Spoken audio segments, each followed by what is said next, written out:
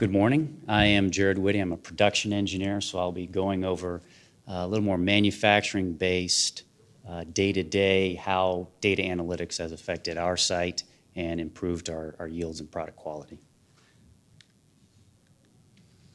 So you may not have heard of who Kuraray is. It's a global company.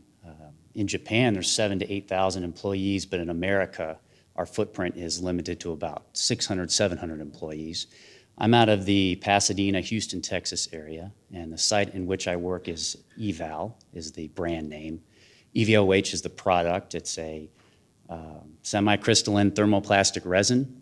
It's used in a variety of applications for mainly gas barriers, so your oxygen gas barrier in your fuel tanks, also your food packaging, and some other things like even air soles in sneakers. So why Industry 4.0 for a smaller site like this compared to maybe a global corporation like Dow? Of course, we face similar competitive pressures in the industry. We want to retain our market share. The plant in which I work was founded in 1986 as a joint venture, and every 10 years we've doubled the capacity of the site.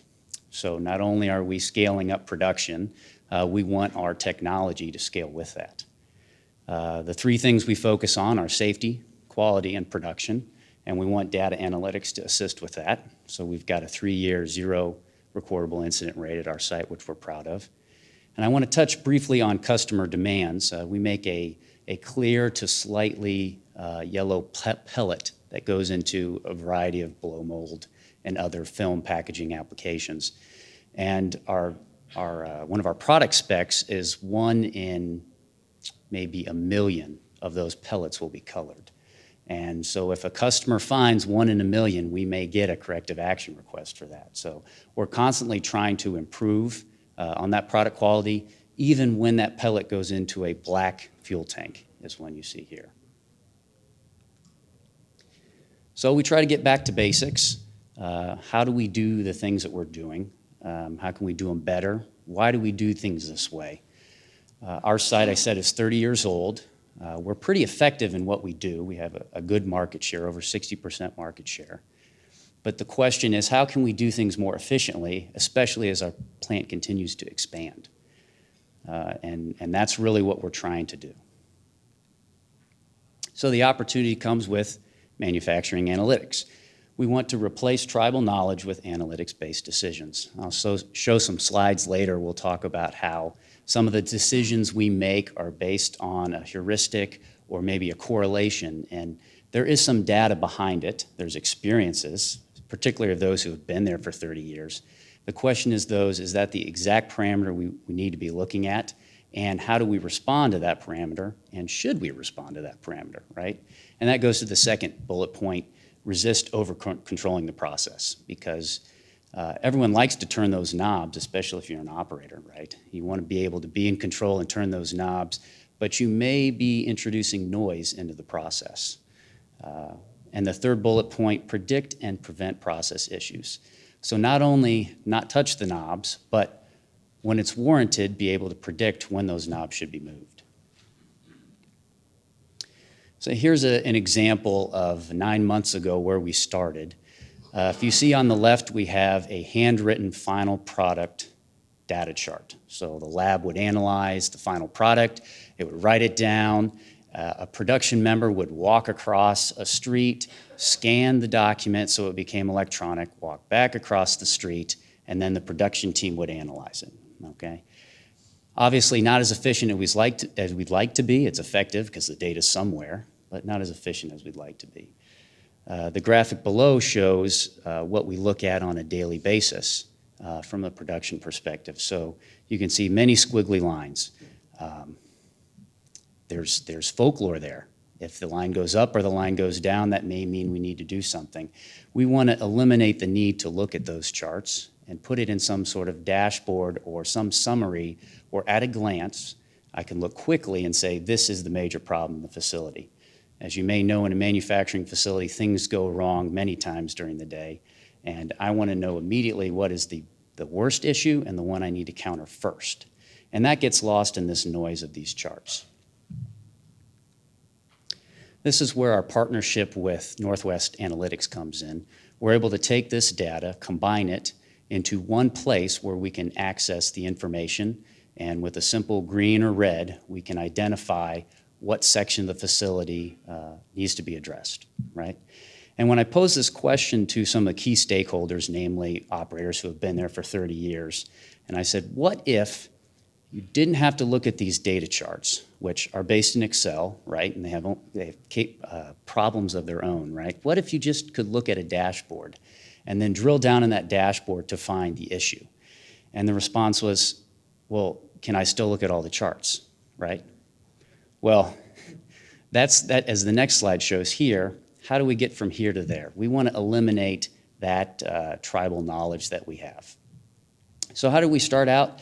We implemented this Focus EMI, this Enterprise Manufacturing Intelligence, on one process line out of the 5 that we had.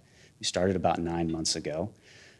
We involved the key stakeholders in design. This is not only the operators and the day supervisors, but it's also the laboratory. As I'll talk about later, the laboratory must be involved. One of the things production, and even I as an engineer, tend to do is if you see a lab value that's out of correlation or off the chart, you'd say that's a lab error, right? Well, it could be a lab error, it could be a sampling error, it could be many other things, right? It could be, are you even analyzing the right thing that you should be analyzing? Is it representative? And the third thing we started to do was to identify the key parameters. As I said, there's a tribal knowledge or a plant folklore of these are the parameters that for 30 years we've identified and we monitor. Now, we necessarily haven't done any multivariate design or analysis that says these are the parameters. So as part of our partnership and part of the next 2 years, we're going to be identifying all of those parameters in our highly complicated process, which interact and actually affect the final product quality. So some challenges. First one, resistance to change. This is tough, especially when you're effective. The question's going to come up, why implement a new technology? Why do I need to learn something new? I like checking all the charts every day. And the analogy I like to give is when I get into my truck or my car, my vehicle every morning, I don't check the tire pressure manually. I don't check the windshield wiper fluid. I don't check the oil. I don't do any of those things. I simply get in the car, and the car's diagnostic features tell me where those things are. And if my fuel level's low, the car will flash a message that says your fuel is low, and then I can make an adjustment as necessary, right? So we're trying to be more efficient. Second challenge, especially for our company that's smaller, is assigning necessary resources. So management started us on this journey. They've been supportive, but as usual, we're going to need laboratory resources, perform some gauge studies, make sure the things we're analyzing are representative and can actually be statistically proven to be significant. And the third challenge is maybe something that's unique to our plant, maybe not. It's reliance on final product data.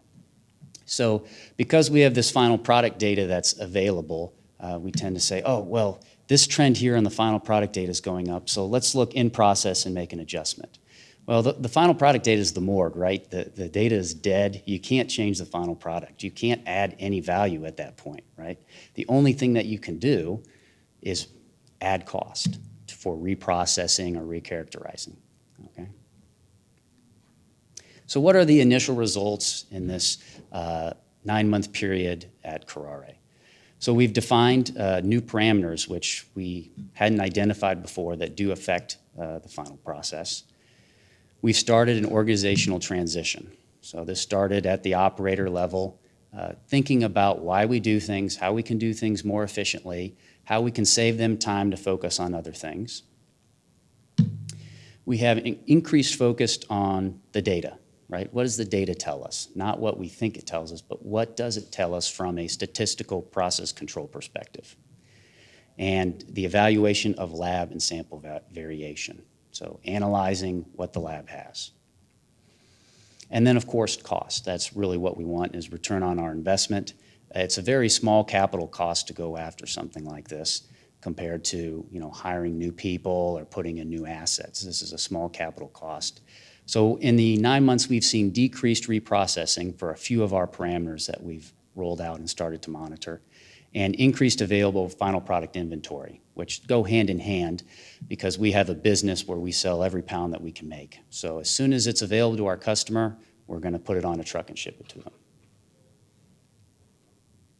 So some key learnings. First, engage IT early in the process. I'm a production guy. I like the process control network to be as separate as possible from the IT network, and that's not necessarily the best case, right? But involving IT early in the process to connect your data historian, to connect your lab information system, to connect those things together really helps the software get started as soon as possible. That's really our first roadblock. The second roadblock is acknowledging that when you roll out the software, although it's robust, it's going to give you feedback that your process is out of control. And really that's the reason for implementing the software, is to tell you that things are out of control, right? And the third key learning I've learned is don't set and forget. Don't put this on a shelf after you've rolled it out for a couple weeks. You need to constantly be updating the parameters that you set, your control limits, your specification limits, et cetera. So what are the next steps? Well, the next steps over the next year is we're going to roll this dashboard design, Focus EMI software out to multiple different product lines. We're going to encapsulate more of the final product and more of the in-process statistics that we have. We also will expand to additional process areas. So our quality control lab would like to roll this out specifically on their control methods that they run. Maintenance would like to do some vibration monitoring data collection on this. And I'd also like to add there on the right, you see the control charts column, there's many red issues there. And that's what it looked like the first week when we rolled out the software, is there's a lot of opportunity to attack those certain areas. And there's other areas that are green or yellow, which are secondary priority. And that is all I have. Thank you.